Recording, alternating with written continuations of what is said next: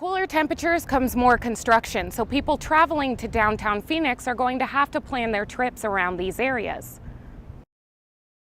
Matt's Big Breakfast, the most well-known breakfast joint here in downtown Phoenix, has moved to a new location, but people still have to wait outside in the heat for more than an hour to get their table.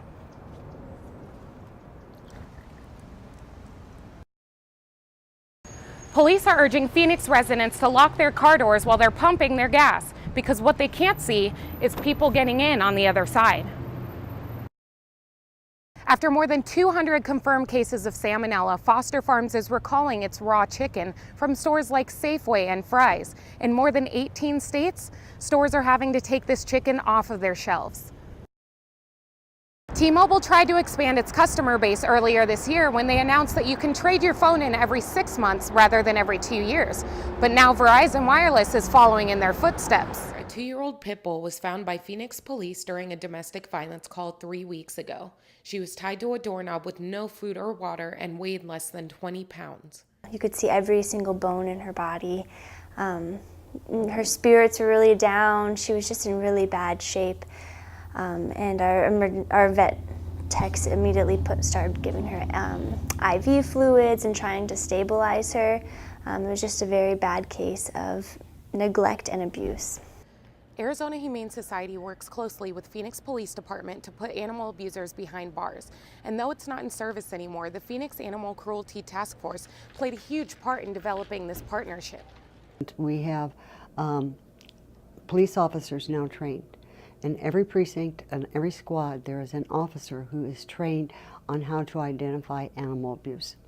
And you might think that's strange and think it's very apparent, but it isn't always, because you got to have a strong enough case when you go to court to win.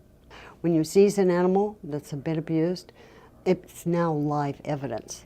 And so you have to have a facility that can take it and care for it, make sure it gets the medical treatment, the proper food, and regains its health. Over the years, I have seen so many ugly, ugly cases of animal abuse. They will give you a second. They will give you a third chance. All they want to do is love you. Ryder is one of those animals. In fact, she's ready to be taken home today.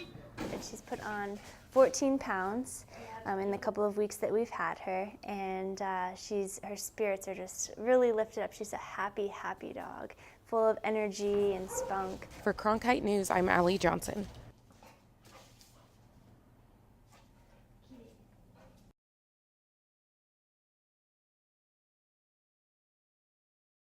The young kid always looking up to the guys that had art on them. For some people like Kenny, it's clear to them what they want to do from a very young age.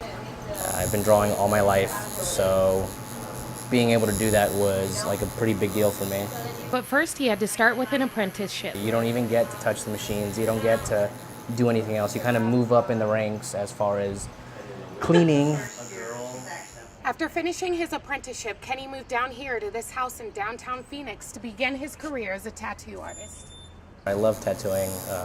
I love seeing, people's faces when I tattoo them and they're excited about that tattoo. After trying many styles, Kenny considers himself a new school tattoo artist. Honestly, I thought it was going to go the either traditional or like super realistic style, but it just seemed to be the one that caught. Everybody likes like my cartoony stuff, and ever since I started doing a couple tattoos, it just kind of became my niche. But tattooing isn't always a rock star lifestyle. You're not making squat. You're pretty much just doing it for free. I mean, you got to pay for all your equipment, all your materials, and it's not something cheap to get into. But that doesn't discourage him from doing what he loves. I want to definitely get expanded out into other states. For JMC 330, I'm Allie Johnson. West Osborne Road is doing its part to bring holiday cheer to Phoenix residents. But these are no ordinary Christmas light decorations. The display is over the top and brings thousands of visitors each year. Dad taught me everything I needed to know about Christmas when I was a kid, and I was extremely interested in it. And as I got older, I started doing it myself. Cox and his family have added a new decoration each year and hope to go even bigger next holiday season. If it wasn't for the swimming pool in back. I'd love to open up the backyard. But Phoenix residents aren't the only ones who get to enjoy the Cox family's display. They made a videotape of all the houses, and we were one of the ones selected. We're doing that for people at Afghanistan and all that to see. 21 days left until Christmas, but the Cox family started their countdown before Halloween when they started setting up this display.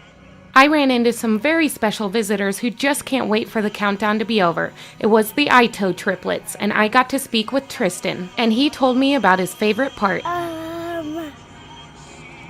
The swing.